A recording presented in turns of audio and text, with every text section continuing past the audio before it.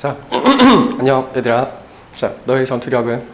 자, 선생님이 어제 과음을 해서 오늘 주말인데 아직까지 술이 좀 안 깨고 있어요, 얘들아. 그런데 좀 올려야 될 것 같아서 선생님이 지금 음주다, 음주 상태에서 녹화를 하고 있는데 약간만 좀 양해를 해줘. 알겠지?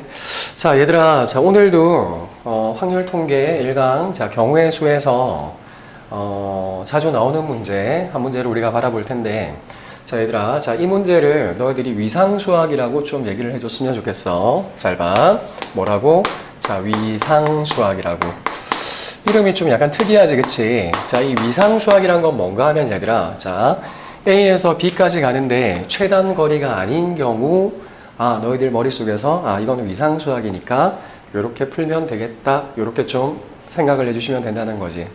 얘들아, 최단 거리 문제는 너희들이 같은 것이 있는 순열로 풀거나 아니면 중학교 때 배운 1 이렇게 경로의 수를 일일이 세는 방법, 그치? 그 두 가지로 우리가 문제를 풀 수 있잖아, 그치?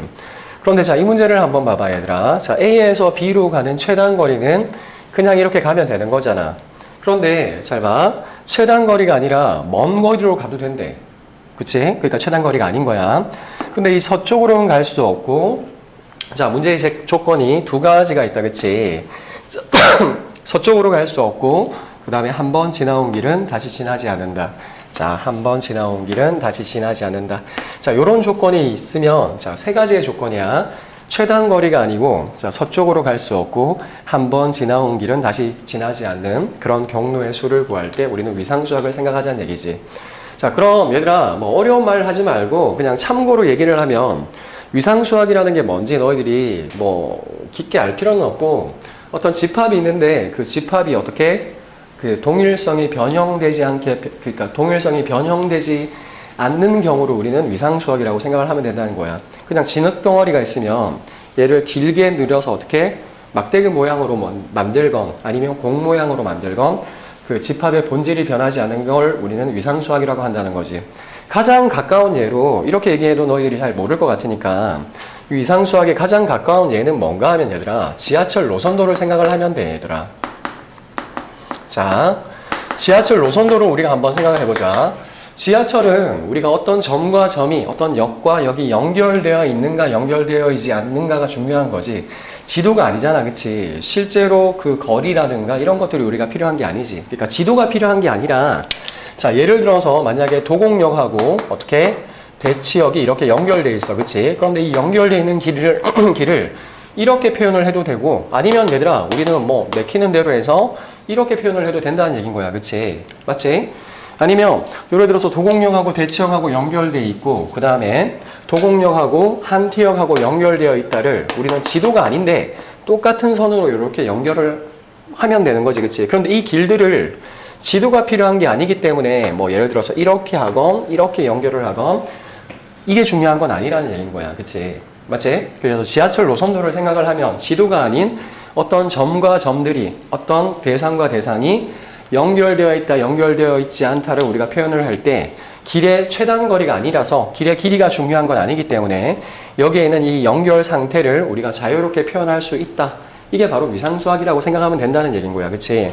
만약에 도곡역하고 대치역이 두 개의 길로 연결되어 있을 때 얘들아, 이걸 이렇게 표현을 해도 된다는 얘기고, 아니면 얘를 자, 어떻게 요렇게 우리가 표현을 해도 똑같이 이 두 개의 지점이 두 개의 경로로 연결되어 있다를 표현하는 거니까 길의 모양이 중요하지 않다라고 너희들이 이해를 해주면 될 것 같아, 얘들아. 얘들아, 선생님이 술이 안 깨니까 왠지 더 말을 잘하는 것 같은데? 아닌가? 자, 그러면 자, 이 지하철 노선도를 떠올리면서 자, 이 문제를 한번 생각을 해보자, 얘들아. 잘 보셔. 우리는 A에서 B로 가는데, 자, 최단 거리가 아니고 서쪽으로 갈 수 없고 한 번 지나온 길을 다시 지나지 않는데, 그런데 A에서 B로 가는 경로에 있는 자, 요런 지점들 있잖아, 그치? 그럼 요거를 A1, A2, A3, A4라고 요렇게 우리가 한번 표현을 해볼게. 그럼 잘 보셔. 자, A에서 A1까지 가는 경로의 수는 자, 하나, 자, 요렇게 둘, 그 다음에 요렇게 가로길을 기준으로 해서 셋, 네 개의 경로로 연결되어 있지. 자, 봐. 하나, 둘, 셋, 네 개의 경로로 구성이 되어 있는데, 선생님이 처음에 얘기했다시피 길의 길이가 중요하지 않은 거 아니야? 맞지? 그리고 모양이 중요한 게 아니야, 그치? 그래서 A하고 자, A1이라는 지점을 자, 이렇게 있는 요 4개의 경로를 우리는 이렇게 표현해도 되는 거 아니겠니, 얘들아? 이렇게, 이렇게, 이렇게, 이렇게.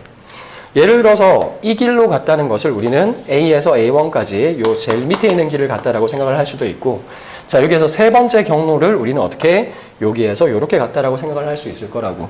자, 그럼 동일한 논리로 A1에서 A2까지 경로를 우리는 길의 모양을 변형시켜서 이렇게 4개의 경로로 연결되어 있다. 자, A2에서 A3까지도 이렇게 4개의 경로로 연결되어 있다. 그 다음에 A4, 자, 여기가 A1, A2, A3, 자, 그 다음에 A4, 자, 요렇게 4개의 경로로 연결이 되어 있다. 그 다음에 A4에서 B까지도 요렇게 4개의 경로로 연결이 되어 있다라고 생각할 수 있는 거 아니겠니, 그치? 자, 그럼 따라서 A에서 B로 갈 수 있는 경로의 수는 모두 몇 가지일까, 얘들아? 자, 그럼 여기에서 4개, 4개, 4개, 4개, 4개니까 2의 10승이라고 요렇게 간단하게 표현할 수 있다는 얘기인 거야, 얘들아.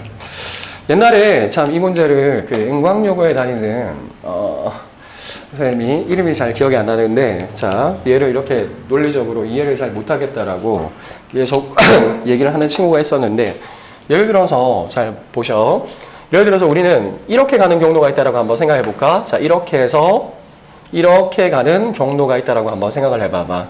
자, 길의 모양이 중요한 건 아니라고 했으니까, 자, 이렇게 가는 경로는, 자, 이 길에서 어떻게 표현이 될까?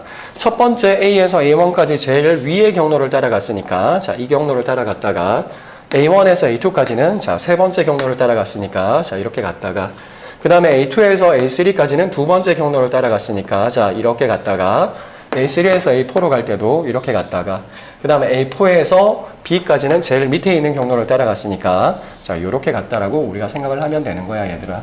자, 자세하게 너희들이 여기에서 여기로 가는 어떤 경로를 짐작하더라도, 자, 여기 안에서 다 1대1 대응이 된다는 것을 너희들이 일일이 확인할 수 있을 거야. 그럼 얘들아, 잘 봐. 최단거리가 아니면 이 위상수학의 논리를 이용하면 문제가 더 쉬워지는 게, 예를 들어서, 자, 이 문제에서, 자, 중간에 이렇게 호수가 있다라고 생각을 해봐, 얘들아. 중간에 호수가 이렇게 존재를 해서, 여기에 호수가 존재하고, 여기에도 어떻게 호수가 이렇게 존재를 하는데, A에서 B로 가는 경로의 수를 만약에 출제자가 묻는다라고 생각해봐. 그럼 동일한 논리로, 여기에서 A1까지 가는 경로의 수는 몇 개? 하나, 둘, 셋, 넷. 이렇게 변형시키면 되겠지, 얘들아. 자, 4가지. 그 다음에 A1에서 A2까지 가는 경로의 수는 1가지. 그 다음에 이렇게 2가지가 있으니까 2가지. 그 다음에 A2에서 A3로 가는 경로의 수는 4가지.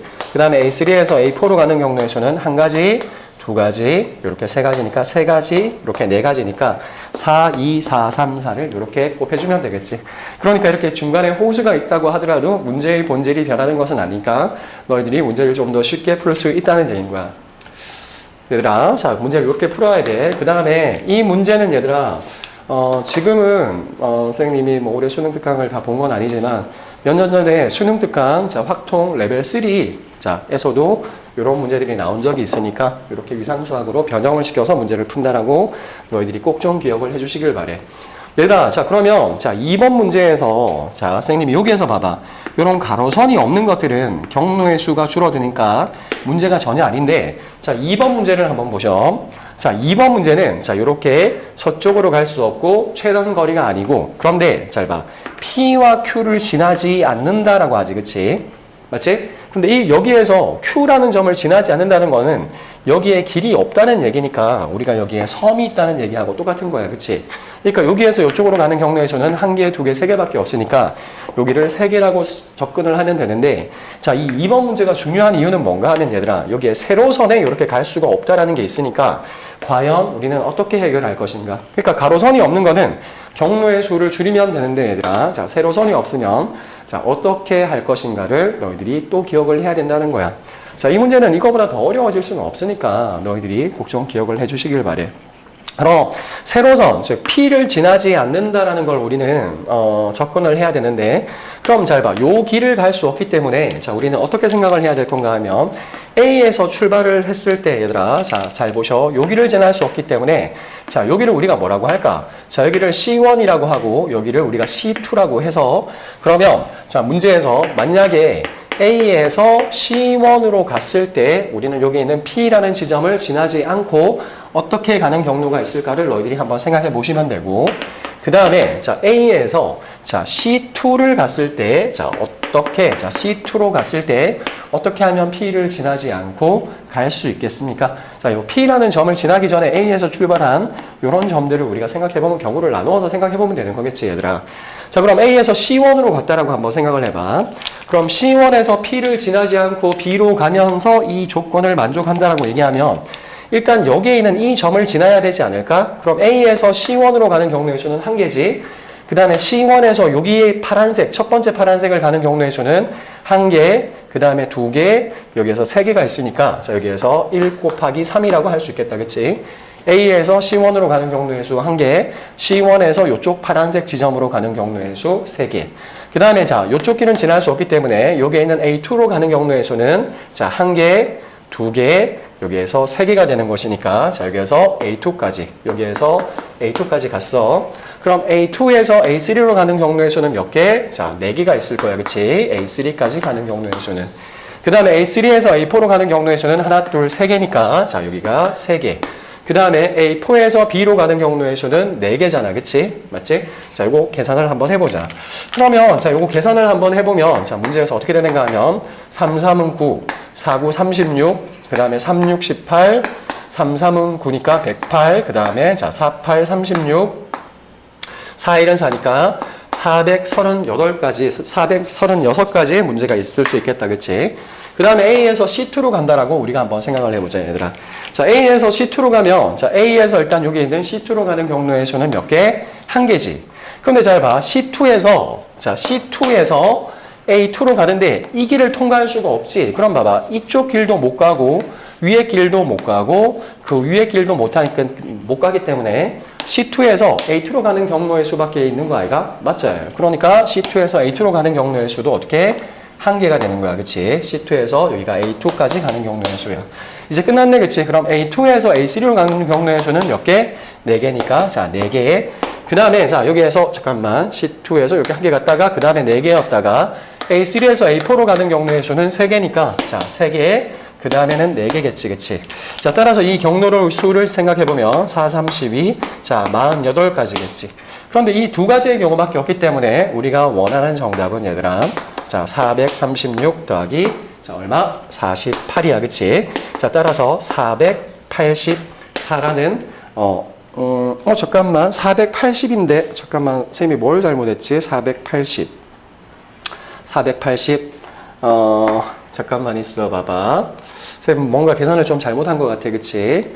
자, 여기서 3, 3은 9, 그 다음에 4, 9, 36, 그 다음에 3, 6, 18, 3, 3은 9, 그 다음에 4를 곱하면 48, 48, 32지, 그치? 48, 32다. 4, 9, 48, 32, 그치? 4, 1은 4니까 432니까. 자, 여기에서 이렇게 더하니까 480이라는 정답이 나오네.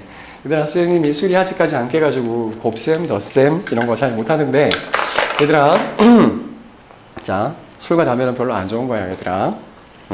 자, 요렇게 자 다시 한 번만 기억하자. 자, 최단 거리가 아닌 경우, 자, 그 다음에 서쪽으로 갈 수 없고 한 번 지나온 길을 다시 지나지 않는 경로의 수에서 자, 가로, 자, 길이가 중요한 건 아니잖아. 최단 거리가 아니기 때문에. 그래서 길의 모양을 변형시켜서 이렇게 문제를 풀 수 있고, 특히 가로선이 없는 경우는, 자, 이런 경우는 경로의 수가 단순히 줄어드는 경우에 불과하기 때문에 크게 중요하지 않은데, 이렇게 2번 문제처럼 세로선이 제한되어 있는 경우는 경우의 수를 나누어서 문제를 풀면 되겠다라고 생각해 주시면 되겠습니다. 자, 얘들아, 자, 이제부터, 자, 방학이 시작되었고, 이제 본격적인 방학 시즌인데, 자, 다시 한번 힘을 내서 열심히 공부해 주시길 바래. 쌤, 맨날 열심히 공부하라고 한다, 그치?